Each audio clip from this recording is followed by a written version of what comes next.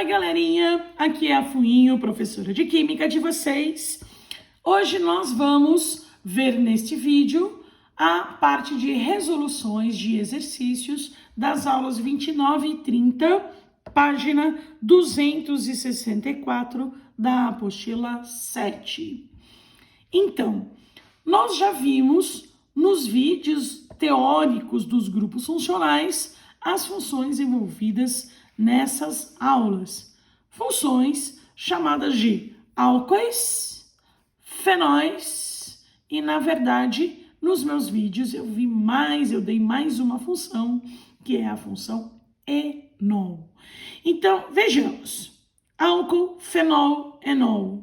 O que eles têm em comum nos nomes? Todos terminam com ol. Porque todos têm o mesmo grupo funcional, grupo hidroxila, grupo OH. Então, como nós vamos diferenciar um álcool, um fenol e um enol? Um álcool tem um OH ligado num carbono saturado, então esse carboninho aqui só pode ter ligações simples. Um fenol tem hidroxila ligada diretamente a um anel aromático. E um enol em de dupla. A hidroxila está ligada num carbono que tem ligação dupla. Então, olha aí a diferença de álcool, fenol e enol. Então, nesta aula, nós vamos falar um pouquinho mais desses compostos que têm a função hidroxila. Disparadamente, os álcoois são os mais importantes, por isso que a gente dedica, inclusive, um tempo maior para ele. Então, vejamos. Entre os álcoois, o que a gente viu?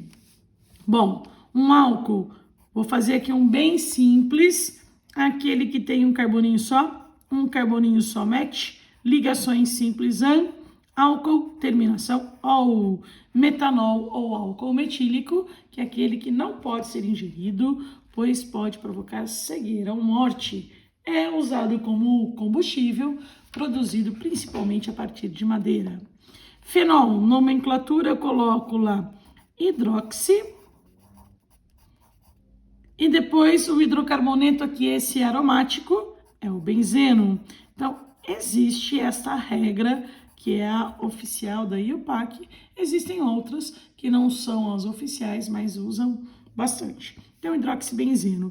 E o enol, se eu completar aqui as ligações com hidrogênios, usei dois, et, uma dupla em terminação ol também.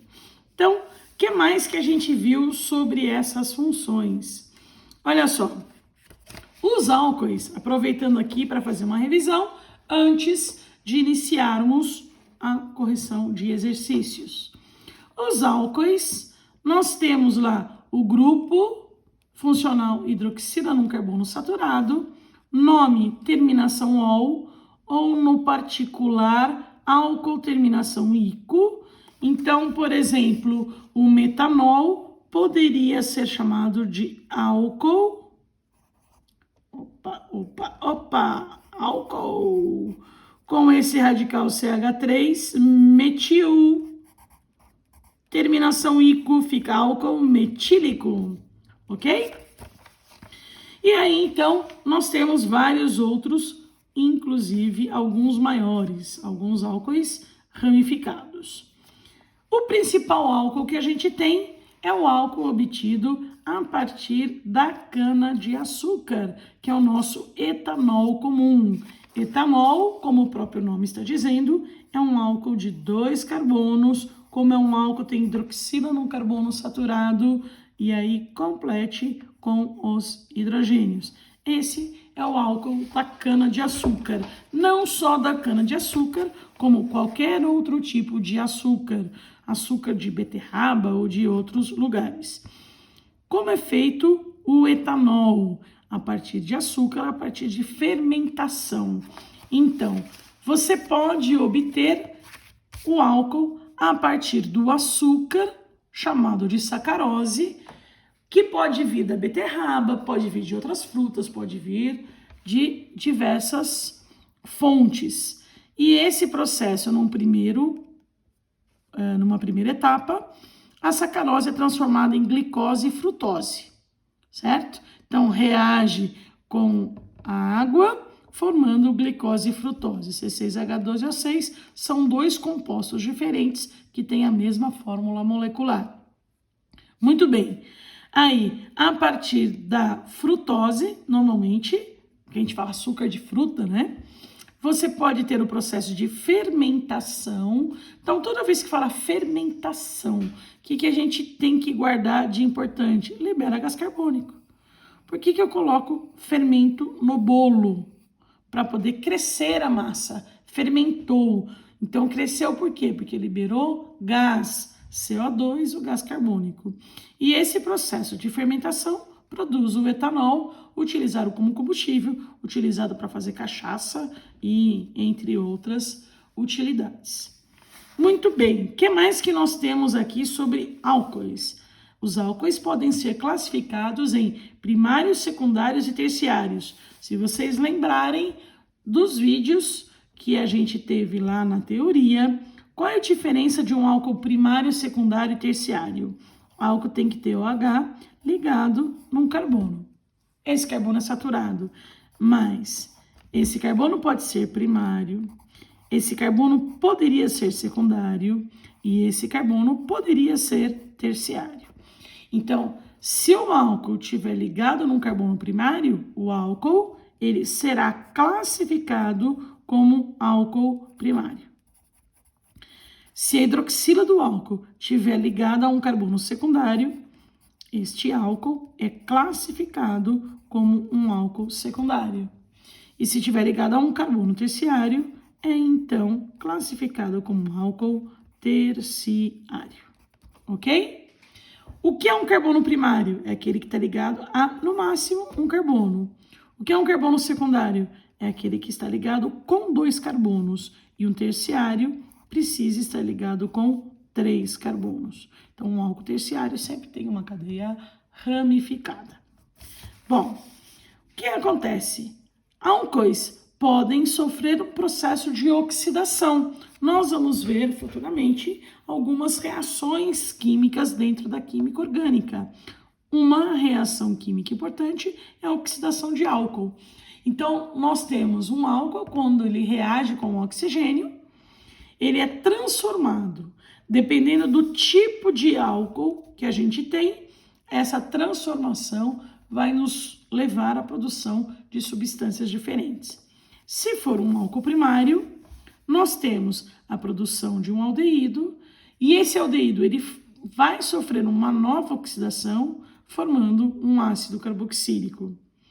Se for um álcool secundário, a oxidação vai formar uma acetona, e um álcool terciário não reage, não sofre oxidação. Então, álcool primário oxida da aldeído, que nós já vimos naquelas outras funções. Aldeído oxida e se transforma num ácido carboxílico. Então, oxidação de álcool primário dá aldeído, que por sua vez forma um ácido carboxílico. Oxidação de um álcool secundário vai formar uma acetona. Oxidação de álcool terciário não existe, ok? Depois de álcool, temos aqui um pouquinho de fenóis. Lembrando a regra, o nome oficial, hidroxi, nome do hidrocarboneto, hidroxibenzeno, como nós já tínhamos revisado, e falamos também que isso pode ter nome particular. O hidroxibenzeno, como é o menor fenol, a gente acaba chamando apenas de fenol comum, ok? Muito bem. Diz aqui também uma outra informação interessante sobre fenóis, que eles apresentam caráter ácido. Quer dizer, esse hidrogênio aqui do grupo OH, ele é ionizável, ele é H+. E por ter caráter ácido, facilmente, falando em reações químicas, esse fenol pode reagir com base. Lembrando que ácido reage com base para formar sal mais água. Muito bem, então nós fizemos de início aqui uma breve revisão do que tem nas aulas 29 e 30 E agora nós começamos com os exercícios de classe. O primeiro exercício diz: escreva as fórmulas estruturais dos compostos, e o primeiro composto está escrito lá, olha, eu quero que você faça a fórmula do álcool metílico. Então, percebam que ele deu um nome particular. Então, a gente começa lá. Álcool precisa ter OH. Metil é um carbono só, completo com os hidrogênios, CH3. Tá feito. O segundo, ele fala, agora eu quero a fórmula do álcool etílico. Álcool etílico também é nome particular. E este álcool etílico, por ser um álcool OH, etil. Então, este é um álcool de 2 carbonos, aquele que a gente já conversou bastante, que é o álcool comum. Então, é uma questão bem basiquinha de álcool. E é uma questão interessante do Enem, fala exatamente sobre o processo de produção de etanol ou álcool etílico. Então, ele diz assim, exercício 2. O esquema a seguir ilustra o processo de obtenção do álcool etílico a partir da cana-de-açúcar. Muito bem, então a gente tem aqui, ó, uma tonelada de cana-de-açúcar que vai sofrer um processo de trituração, vai ser separada em garapa e bagaço, deu até a quantidade de bagaço. Essa garapa, por processo de concentração e cristalização, vai formar o açúcar escuro e o melaço, também tem quantidade. Do açúcar escuro, por refinação, vai formar o açúcar comum. E o melaço, por fermentação, fermentação, produz um mosto fermentado e um vinhoto, tem aqui quantidade também, e do mosto fermentado por destilação. Então, primeiro fermenta, depois destila a produção de 70 litros de etanol, além de um óleo. Então, olha só, galerinha, a quantidade que precisa de cana-de-açúcar, 1 tonelada, e a quantidade produzida de etanol, 70 litros. Então, se a gente pegar só essa informação, 1 tonelada de cana de açúcar precisa ser utilizada 1 tonelada para produzir 70 litros de etanol. Vamos dizer, num carro, você tem um tanque ali mais de 40 litros, 50 litros. Então, dá um tanque e meio. Vamos colocar, sei lá, se fosse bem pequenininho, 2 tanques de álcool, de etanol. Você precisa de 1 tonelada de cana-de-açúcar. Aí ele diz, em 1996, foram produzidos no Brasil 12 bilhões de litros de álcool. A quantidade de cana-de-açúcar em toneladas que deve ser colhida para esse fim foi de aproximadamente que valor? Então, quer dizer, produziram 12 bilhões de litros de álcool. Probleminha, aqui, olha, eu tenho só litros. Aqui tá falando em bilhões de litros. Então, primeiro a gente precisa acertar essa unidade para efetuar o cálculo e ver que quantidade de cana precisou ser colhida para produzir 12 bilhões de litros de álcool. Então, 12 bilhões. 12. Bilhão é 10 elevado a nona. Então, eu tenho 12 vezes 10 elevado a nona litros de álcool. Então, fazendo uma regrinha de 3 simples, bom, 12 bilhões, 12 vezes 10 a nona litros de etanol foram produzidos naquele ano e, portanto, uma quantidade de cana bastante grande. Quanto? Não sei. Contas. 1 tonelada vezes 12 vezes 10 elevado à nona dividido por 70. Então, aqui, para deixar essa conta um pouquinho mais fácil, eu vou tirar aqui uma casa do 10 à nona. Vou deixar 120 vezes 10 elevado à oitava, dividido por 70. Fica mais fácil a nossa conta.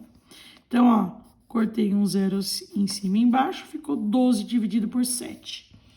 Se fosse 14 por 7, daria 2 certinho. É um pouquinho menos, 1,8, 1,7. É 1, alguma coisa. Olha, não coloquei quanto. E 10 elevado à oitava, isso que eu preciso de toneladas. Posso colocar 1,6, 1,7, 1. Por quê? Aqui eu tenho uma questão que é de múltipla escolha. Então, vejamos as possibilidades. Se eu deixei aqui, ó, 10 elevado à oitava, se eu procuro no teste 10 à oitava, eu só tenho uma possibilidade, então a resposta é 1,7. Então, acostumem-se a usar também as informações da sua questão. É bastante importante. A terceira questão, que é bastante legal também, fala assim. Bom, os acidentes de trânsito no Brasil, em sua maior parte, são causados por erro do motorista. Em boa parte deles, o motivo é o fato de dirigir após o consumo de bebida alcoólica. A ingestão de uma lata de cerveja provoca uma concentração de aproximadamente 0,3 litros de álcool no sangue. Deixa eu guardar essa informação aqui, ó. Uma lata de cerveja vai fornecer uma concentração de 0,3 gramas de etanol para cada litro de sangue. Essa é a sensação que vai dar. Continuando. A tabela a seguir mostra os efeitos sobre o corpo humano provocados por bebidas alcoólicas em função de níveis de concentração de álcool no sangue. Então, nós temos aqui uma tabelinha.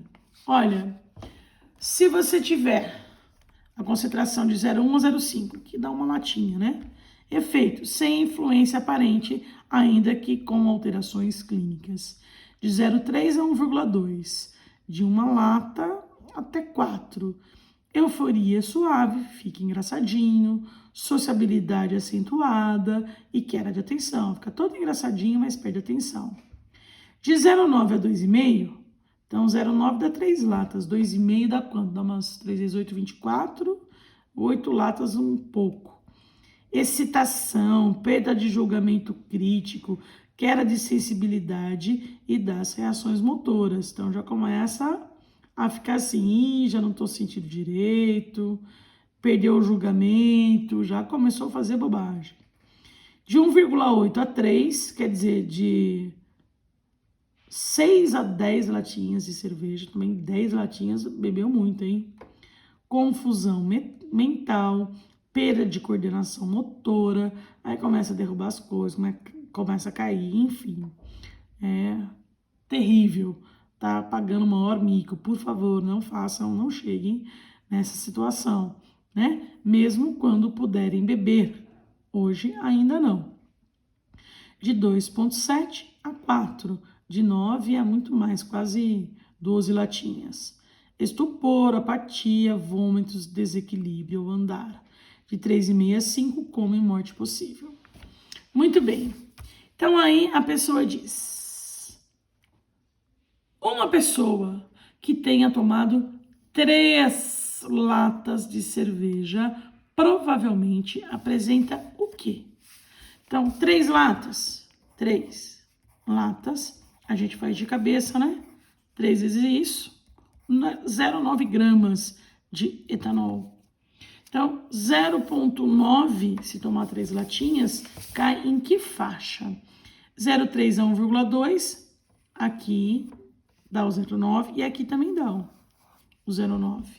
Então, ela pode ter euforia suave, sociabilidade acentuada, queda de atenção, excitação, perda de julgamento crítico, né? Lógico que aqui começa a ficar em concentração maior. Então, das possibilidades, ele vai apresentar queda de atenção, sensibilidade, reações motoras, resposta, letra A. Ok?